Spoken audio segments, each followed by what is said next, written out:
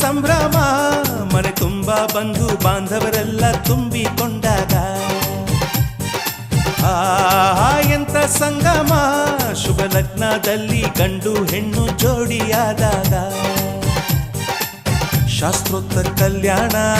ಏನ್ ಚಂದ ಕೇಳಣ್ಣ ಭೂಮಿಗೆ ಸ್ವರ್ಗಾನ